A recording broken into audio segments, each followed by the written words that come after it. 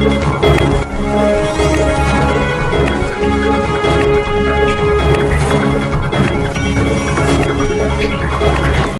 के स्वतंत्रता दिवस पर देशवासियों को, प्रदेशवासियों को हार्दिक शुभकामनाएं। ये बड़े हमारे पुरखों की बड़े बलिदानों की वजह से हमें स्वतंत्रता मिली थी। हमारा सबका फर्ज बनता है, दायित्व बनता है कि इसको सारे प्रयास करके इसको महफूज रखें और देश को उन्नति की तरफ अग्रसर करें। इसके साथ साथ हमारा देश तीज त्योहारों का देश है और इन्हीं त्योहारों में रक्षाबंधन का एक बहुत ही महत्वपूर्ण त्यौहार आता है जो भाई बहन के प्यार को दर्शाता है। इस पावन दिवस पे, इस पावन त्यौहार पे भी मैं सारे क्षेत्रवासियों को, प्रदेशवासियों को, देशवासियों को हृदय की गहराइयों से बधाई देता हूँ, मुबारकबाद देता हूँ। मान के चलते हैं कि कमर का दर्द डिस्क की वजह से हो रहा है और अगर आप MRI कराएं बिना सोचे समझे हुए तो आप देखेंगे कि डिस्क की प्रॉब्लम काफ़ी सारे मेजॉरिटी लोगों में मिल जाती है और एक वजह मिल जाती है हमें बताने के लिए कि हाँ डिस्क की प्रॉब्लम की वजह से बैक हो रहा है। लेकिन उसके शैडो में जो दूसरी बीमारियां हैं गठियाबाई की खासकर वो मिस हो जाती हैं।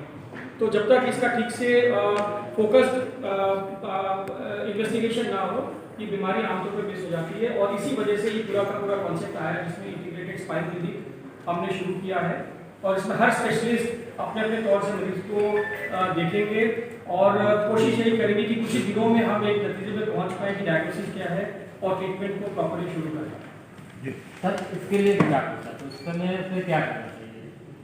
देखिए सबसे इंपॉर्टेंट चीज़ ये होता है कि अगर एक्यूट बैक पेन हो रहा है आपको तो रेस्ट करिएगा। अगर 2 दिन के रेस्ट के बाद भी अगर आपका पेन परसिस्ट कर रहा है तो डॉक्टर से मिलना जरूरी होता है। जो मोस्ट कॉमनली प्रॉब्लम आती है या तो कमर के अंदर या गर्दन के अंदर दर्द या फिर हाथों में कमजोरी या हाथों में झुंझुनाहट या सुनपन पैदा होना पैरों के अंदर भी हाथों के अंदर भी। और इनके मोस्ट कॉमन कॉजेज तो आज की तारीख में भी डिस्क वगैरह ही है। स्लिप डिस्क गर्दन के अंदर होना या कमर के अंदर होना जिसकी वजह से नस दब जाती है या नस इरिटेट होता है कि हड्डी क्रैक हो गई, फ्रैक्चर हो गया तो वो ऑर्थोपेडिक्स जैसे डिपार्टमेंट भी कवर करते हैं। तो वैसे ही तात्पर्य ये बताने का कि डिफरेंट डिपार्टमेंट्स कैसे हमारे स्पाइन को ट्रीट करने वाले करीब 5 से 7 डिफरेंट डिपार्टमेंट्स हैं। तो उन सबको एकजुट करना आज की तारीख में बहुत कह सकते हैं कि कॉमनली नहीं देखा जाता हॉस्पिटल्स के लिए क्योंकि हर आदमी अपनी प्रैक्टिस में बिजी रहता है। बट पेशेंट को आगे रखते हुए हम लोगों ने इस चीज़ को समझा कि पेशेंट के फायदे के लिए रहेगा क्योंकि हमारे पास काफ़ी पेशेंट्स डिले ट्रीटमेंट के साथ आते हैं, काफ़ी लॉन्ग ट्रीटमेंट के साथ आते हैं। कुछ ऐसे भी होते हैं जिनकी स्पाइन सर्जरी तक हो जाती है जिसकी स्पाइन सर्जरी रिक्वायरमेंट नहीं है। तो हमारा मकसद यहाँ पे ये सब करने का ये है कि जितनी कम से कम लोगों को स्पाइन सर्जरी की रिक्वायरमेंट हो और जिनको हो उनके रिजल्ट में अच्छा मिले ताकि हम टीम वर्क के साथ इस चीज़ को और बेहतर रिजल्ट दे पाएँ। सर जैसे आपने कहा कि हम दूसरे डॉक्टरों से भी सलाह लेंगे अगर यहाँ पे नहीं डॉक्टर की समझ में आ रहा अदर हॉस्पिटल के नहीं ये हमारे हॉस्पिटल्स में ही डिफरेंट डिपार्टमेंट के डॉक्टर्स ट्रीट कर रहे हैं स्पाइन के बिजनेस को इंडिपेंडेंटली, लेकिन हम एज ए टीम काम करेंगे।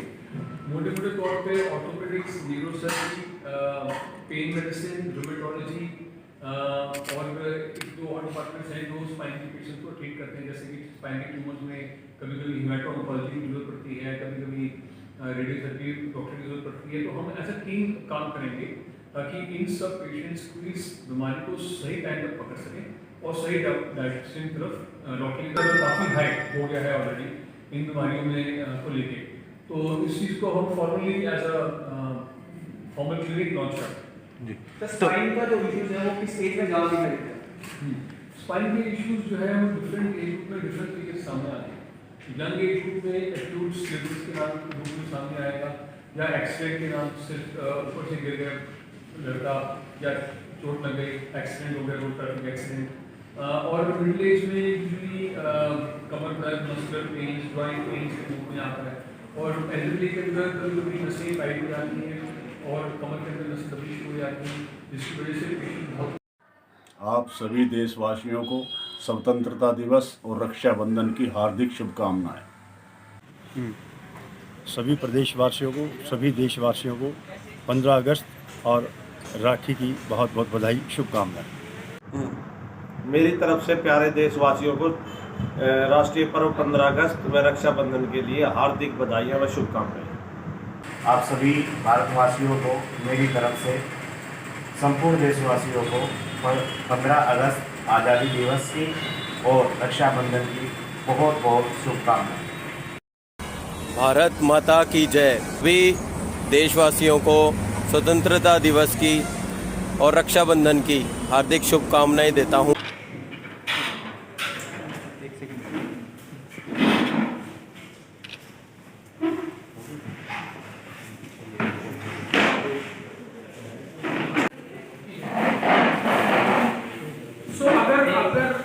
अगर आपको रीढ़ की हड्डी में दर्द है जो कि आपके नींद को डिस्टर्ब कर रहा है या रात में करवट लेने में प्रॉब्लम कर रहा है तो जल्दी दिखाएं, ये एक अलार्मिंग साइन है। अगर कमर के दर्द के साथ आपको बुखार आ रहा है या वजन घट रहा है, भूख की समस्या हो रही है तो जल्दी दिखाएं। दर्द बहुत ही सीवियर है, हर दिन पेन किलर खाना पड़ रहा है तो जल्दी दिखाएं। सर उसके अलावा अगर पैरों में कमजोरी आनी शुरू हो गई या पैरों में सूनपन आना शुरू हो गया और लटकना शुरू हो गया पैर या हाथ के अंदर कमजोरी आनी शुरू हो गई, ये भी एक बड़ा वार्निंग साइन है। इसमें आपको अर्ली टू अर्ली दिखाना चाहिए और देसी उसके तो बिल्कुल नहीं अपनाना चाहिए। उसके अलावा पेशाब लैट्रिन का कमज़ोर हो जाना, उससे कंट्रोल वीक हो जाना वो बहुत ज़रूरी है। ऐसी सिचुएशन के अंदर भी आपको डिले नहीं करना। जी सर। अक्सर देखा गया है कि लोग अपने दर्द को नज़रअंदाज करते रहते हैं, बहुत सालों तक नज़रअंदाज करते रहते हैं। तो इसमें बहुत इम्पोर्टेंट है कि अगर आप मान लीजिए आपका जो दर्द है बहुत सालों से है और एक लेवल पे रहता है, लेकिन अचानक से देखना कि आपकी दर्द जो है उसका इंटेंसिटी बढ़ गया है, वो अचानक से बढ़ गई है, तो ये बहुत ही इंपॉर्टेंट साइन हो सकता है। तो इसको आप ये ना समझें कि पुराना वाला कि दर्द बढ़ गया, ये हो सकता है उसमें कुछ नया परिवर्तन या नया बदलाव आया स्पाइन में, इसकी वजह से आपका दर्द बढ़ गया। तो ये बहुत इंपॉर्टेंट है कि आप उसको कभी के कभी तो अगर सिचुएशन देखें तो जो कमर का दर्द अक्सर होता है उसको हम जो रिस्की पेन है उससे अलग कैसे करें। एक तो उसकी इंटेंसिटी मतलब कि जो तीव्रता है और दूसरा उसका ड्यूरेशन। अगर हफ्ते भर से ज़्यादा दर्द बन रहा है इसका मतलब ये मस्कुलर पेन नहीं है, उसके बियॉन्ड कहीं कुछ ज़्यादा परेशानी होती है। या वो कमर का दर्द ना हो कि वो कमर से पैर में भी आ रहा है, या गर्दन का दर्द ना हो कि हाथ में भी आ रहा है, पैरों के अंदर कमजोरी आ रही है, बैलेंस आ रहा है, इम्बैलेंस आ रहा है, बुखार हो रहा है, रात को नींद नहीं आ रही, ये सब चीज़ें जो हैं ये एक संक्षेप में साइंस है जिसमें आपको दर्द को इग्नोर नहीं करना। एक चीज़ मैंने और देखा है, ये कोविड के टाइम पे पिछले 1.5 सालों से खासकर वो लोग जो वर्क फ्रॉम होम कर रहे हैं या IT सेक्टर के लोग हैं, इनका मैक्सिमम टाइम चेयर पे बैठे बैठे बीत रहा है। तो इनके मूवमेंट बहुत कम है, इनके स्पाइन में जो हल्का फुल्का दर्द जो कि नॉर्मली चलने फिरने से या एक्टिविटी से बढ़ना चाहिए वो हम उसको मौका ही नहीं दे रहे हैं कि हम एनालाइज कर पाएँ कि दर्द बढ़ रहा है कि नहीं बढ़ रहा है।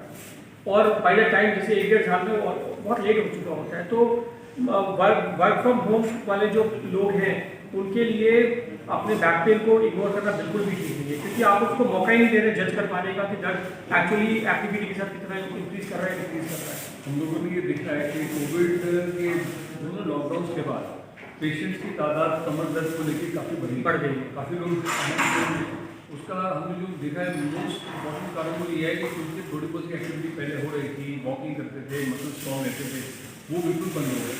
तो ऐसे सिचुएशन में हमारी एक राय रहेगी कि जो लोगों का दर्द बना हुआ है, माइल्ड टू मॉडरेट है, बहुत सीवियर नहीं है, वो अपनी एक्सरसाइज रूटीन को बिल्कुल डिस्टर्ब ना करें।